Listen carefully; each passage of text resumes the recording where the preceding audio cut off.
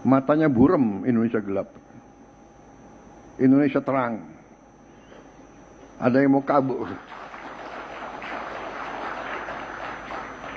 Ada yang mau kabur. Kabur aja. Kok kabur aja ke sana? Mungkin ada yang mau kabur ke Yaman. Silakan. Mau kabur kemana? Hei orang-orang pinter, bukalah berita, lihatlah. Kita ditempatkan sebagai negara yang paling aman di dunia sekarang.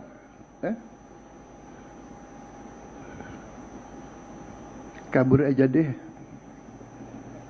Iya, kabur aja biar kita nggak gaduh.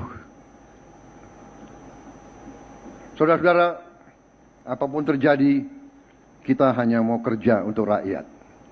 Pak Prabowo bilang kalau kabur aja ke Yaman. Jujur Pak ya, saya nggak tahu ada apa dengan Prabowo sama Yaman gitu Pak. Itu kan kata-kata begitu kan biasanya dipakai sama Termul alias buzzer. Kok Bapak bisa ngungkapin kata-kata seperti itu? Ada apa gitu Pak ke Yaman? Kenapa nggak ke negara lain gitu? Misalnya ke Yordania atau pokoknya ada. Ini Jenderal Baliho. Kalau mahasiswa lagi protes, demo, apa dia bilang? Yang protes-protes keluar dari Indonesia. Selalu begitu. Sudah, selalu begitu. Alhamdulillah 1,5 tahun mimpin, presiden yang baru ini nggak pernah mengucapkan itu. Alhamdulillah. Minggu kemarin dia ketemu tuh sama menteri segala urusan zaman dulu.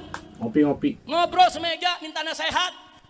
Habis dapat nasihat, si pemimpin langsung ngomong, mau apa tuh protes-protes Indonesia gelap? Kabur aja sono ke Yaman. Gara-gara apa tuh? Punya teman jelek, saudara. 1,5 tahun presiden kita nggak pernah ngomong begitu.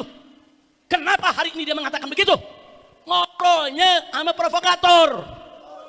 Minta nasihatnya sama orang jelek. Dulu kan yang bicara begitu bukan presiden, ada menteri segala urusan, tahu kan? Tahu kan? Dipanggil lagi, ditemuin, diajak ngobrol, apa? Nular, saudara. Minta nasihat dari orang bejat akan dapat nasihat yang bejat. Maka itu saya tanya, apa kata Nabi tadi, saudara? Berpengaruh gak kawan? Berpengaruh gak menteri? Berpengaruh. 1,5 tahun presiden kita nggak pernah ngomong begitu. Nggak pernah. Kemarin tahu ngomong, yang bilang Indonesia buram itu siapa tuh? Indonesia ini terang. Kalau nggak suka Indonesia buram, sono kabur. Nah kalau yang dulu ngomongnya kabur keluar Indonesia, ini malah nambah kabur ke Yaman. Tahu dosa Yaman apa sama dia? Pakai nyebut-nyebut Yaman, ada apa? Nah saya lihat ini makanya saudara, pengaruh teman itu bahaya. Bapak Presiden kalau cari menteri yang bagus, penasehat yang bagus, nanti Bapak Presiden juga bicaranya akan bagus, insya Allah. Tapi kalau Bapak Presiden ngobrolnya sama menteri segala urusan di rezim yang lalu, saudara, yang banyak ngebohong, yang keras, kasar, arogan, suka ngusir-ngusir orang, ya begini akibatnya, ketularan. Mudah-mudahan itu yang pertama dan terakhir dilakukan presiden kita. Amin ya Rabbal alamin. Itu pernyataan jelek, gak bagus, jahat itu pernyataan saudara. Saya buktikan yang kedua, saudara. Kalau dulu ada menteri segala urusan nyebut ngusir keluar negeri kalau mau protes-protes. Presiden kita minta nasihat, tahu ngomongnya sama, pergi keluar negeri. Nah, kalau mau protes-protes. Nah, sekarang ada tambahan malah, pergi ke Yaman. Nah, dari mana nih kata Yaman keluar, saudara? Ternyata ada sebabnya lagi. Ada Jenderal Baliho. Siapa nih kira-kira Jenderal Baliho? Ada tahu nggak nih? Yang udah lama nggak dipakai, saudara, udah diparkir. Tahu-tahu kemarin dipanggil ke istana, diangkat menjadi penasehat presiden bidang pertahanan nasional. Dilantik lagi, saudara. Yang kedua, kita juga sudah punya bukti-bukti, indikasi kuat. Kalau orang ini juga terlibat, saudara, entah itu membina, entah itu membiayai, entah itu mendukung, saudara, dalam gerakan begal nasab. Orang-orang yang terlibat di begal nasab, saudara, seperti laskar setan. Kan acaranya didatangi sama orang ini. Diberikan pembinaan, diberikan dukungan. Ini orang bermasalah dalam KM 50, dalam urusan adu domba anak bangsa, dalam urusan menghina para habaib. Saudara, kenapa diangkat jadi penasehat presiden? Pantas saja presiden bilang pergi sono ke Yaman, karena Jenderal Baliho ini memang benci Yaman. Jadi saya lihat, oh ini kata Yaman datangnya dari setan ini nih.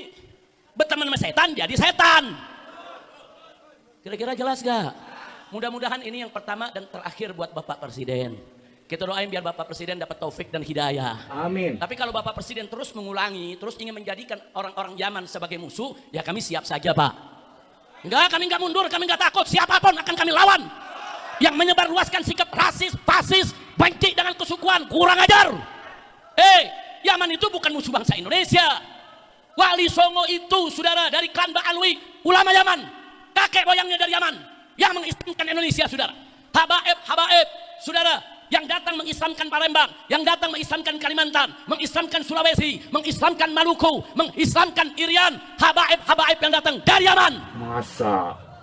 Mestinya kau bersyukur, berterima kasih, bangga kepada keturunan Yaman di negeri ini saudara. Pakai dihina, mau kabur sono ke Yaman. Kayak jelek betul itu Yaman buat pembuangan saudara. Apa? Ada yang bilang, Habib, ini Bapak Presiden terpleset. Saya percaya terpleset, tapi kenapa bisa terpleset? Habis ngobrolnya sama orang yang anti Yaman. Bagaimana nggak terpleset? Jadi begitu ngomong, ingat tuh udah ke doktrin. Ngobrol di istana sama orang yang anti Yaman. Dijelekin, memang nih Pak, orang-orang Yaman bikin ribet aja nih di Indonesia. Tuh Anies juga tuh, oposisi tuh dari Yaman juga tuh Pak. Itu lagi tuh Habib Rizik yang suka protes, tuh dari Yaman juga. Emang ini Yaman kebak nih semuanya Pak. Ingat, jadi lagi ngomongnya bagus, bicara program saudara. Tahu-tahu dimasukin urusan itu, jadi rusak itu dia punya ceramah semua. Hati-hati saudara, susu sebelangga bisa rusak karena noda setitik, hati-hati. Pidato Bapak Presiden dari awal bagus saudara, saya ikutin bagus isinya. Bicara bagus, bicara soal bagaimana kerja beliau selama ini saudara. Beliau ingin meyakinkan masyarakat kalau beliau itu kerja. Ujung-ujungnya, kalau yang bilang Indonesia gelap, kabur saja sono ke Yaman. Ada apa dengan Yaman? Dengan Yaman itu kan negara sahabat. Saat ini saudara, lebih dari 7.000 anak Indonesia belajar di Yaman. Sekolah di Yaman, tersebar di universitas-universitas di Yaman. Saudara, jangan.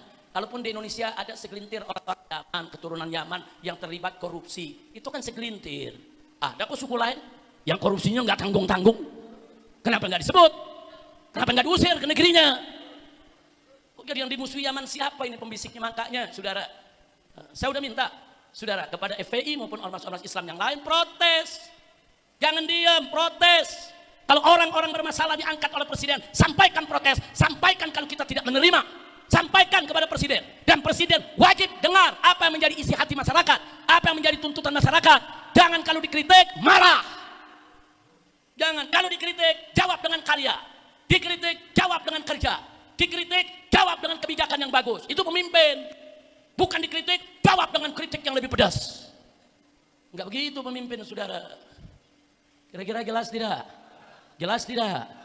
Pada bilang ya Habib maklumin, mungkin dia lagi kesal sama Anies Baswedan kali, terlalu banyak ngeritik. Ya kalau kesal sama Anies sebut aja namanya. Hei Anies, saya tidak suka kepada kamu. Kenapa kamu begini? Ini jangan bawa-bawa Yaman. Betul? Betul? Jadi saya mau tanya, yang begini biarkan saudara atau jawab? Atau protes? Atau luruskan? Saya mau tanya, menteri segala urusan di zaman rezim Jokowi, lalu sekarang disingkirkan, setuju tidak? Jenderal Baliho yang terlibat KM 50, saudara langsung ataupun tidak langsung, dan terlibat dalam operasi begal nasab, mengadu domba habaib dengan kiai. Kiai diadu domba, habaib diadu domba, umat Islam dipecah belah, laskar setan dibentuk, dibina, dibiayai, suruh maju untuk menjadi algojo, membubarkan pengajian-pengajian. Kenapa yang begini diangkat jadi penasehat? Wajib dipecat dan disingkirkan, betul? Takbir. Makanya saya minta semua nih mujahid medsos, saudara semuanya, begitu juga Muslim Army, saudara, yaitu kita minta saudara mujahid medsos kita semua bergerak. Jadi kalau yang udah punya salah begitu, bongkar kesalahannya, tunjukkan, minta kepada presiden, berhentikan. Kita sudah sering berikan nasihat, hati-hati sering. Jadi pemimpin tuh mesti dengar nasihat. Soal nasihat diterima enggak diterima, ada pertimbangan lain, itu terserah. Tapi jangan dinasihati marah, dikritik marah, dikritik bawa-bawa suku orang, nggak boleh. Ada yang hilang dari pikiran dan rasa orang Sunda. Yang hilang adalah pertama keterikatan dirinya dengan leluhurnya. Dia hilang keterikatan dengan ibu dan bapaknya. Dia hilang keterikatan dengan kakek dan neneknya. Dia hilang keterikatan dengan buyutnya, dengan baunya, dengan jangawarengnya, dengan udeg-udegnya, dengan kaisiurnya terlalu jauh. Anak-anak kita hari ini tidak tahu siapa nama buyutnya. Anak-anak kita hari ini tidak tahu dia leluhurnya siapa, berasal dari mana, DNA-nya dari mana, genetikanya dari mana. Ini adalah sebuah upaya sistematis untuk apa?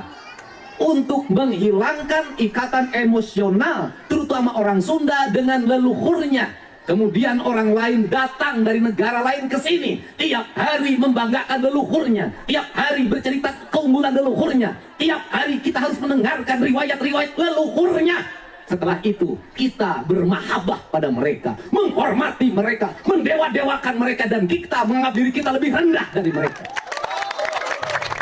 Bukan yang dimaksud. Dan tak terasa domba kita kirim, uang kita kirim untuk mendapatkan air putih agar kita usahanya lancar. Kita keluarkan uang demi mereka, dan kita semakin direndahkan martabatnya sebagai suku dan sebagai bangsa, padahal mereka makan setiap hari dari kita. Cerita-cerita dalam setiap hari yang kita dengarkan adalah cerita hebatnya leluhurnya orang lain, solehnya leluhurnya orang lain. Dan saya katakan, leluhur kita lebih soleh dibanding leluhur mereka, leluhur kita lebih baik dibanding leluhur mereka, leluhur kita lebih beradab dibanding leluhur mereka, leluhur kita lebih dekat dengan Hyang Tunggal, dengan Allah Subhanahu wa Ta'ala dibanding leluhur mereka.